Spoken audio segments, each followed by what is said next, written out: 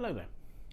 If you've been watching the last couple of videos I've posted, you'll see that I've been looking at the wines of Weingut Robert Weil from the Rheingau in Germany. And this is a third wine here. It's the Kiedricher Turmberg Spatlese from 2020.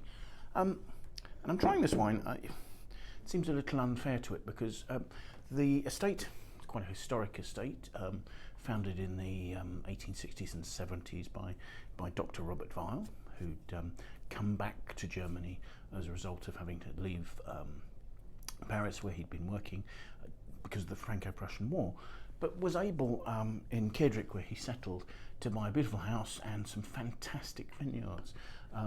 Amongst those vineyards now, two of them are classified as erstes Gewächs and one as a Grosses Gewächs. So the wines I've tried hitherto have been from the Kiedricher Gräfenberg, which is the Grosses Gewächs. Now, the Kiedricher Turmberg that I have here is a neighbour of the vineyard, almost contiguous, not quite. Both of them to the north of Kiedrich. Both have similar soils, the sort of broken pyritic slate soils, but it feels that I'm perhaps likely to be belittling this wine a little because it's come after its big brother. So I want to take a look and see how the two matched up. The winemaking here is very much along a sort of a sustainable line. This was one of the first estates to really look at sustainable viticulture and winemaking in the Rheingau. So there's green planting between the vine rows. There's use of organic rather than synthetic fertilizers. There's no use of herbicides. There's hand picking, not surprisingly, because these are really steep slopes. There's a huge amount of selection goes on in the vineyard. In the winery, you're seeing the use of indigenous yeasts. You're seeing the use of gravity where possible to move the juice and the wine around rather than pumping. You know, everything to keep the wine as undisturbed as possible and to ensure that the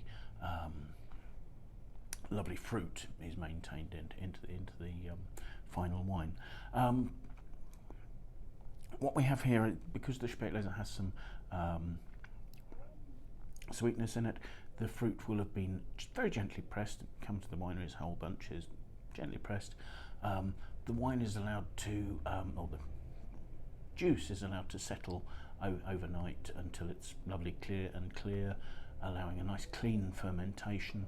And that goes on for the wines with some sweetness in stainless steel tanks. So they're trying to make sure that there's no oxygen, which will give us sort of a more rich note to the wine. This is being kept lean and fresh. So let's have a look and see how this compares. I mean, the wine has a very pale greenish yellow colour, as to be expected.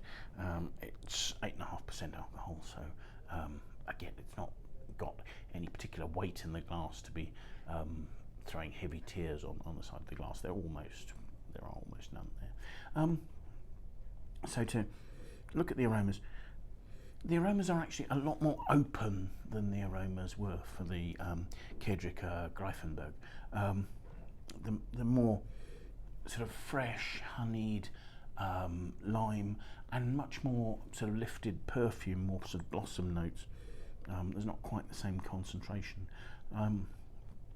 It seems more youthful, it seems more energetic. Let's have a taste.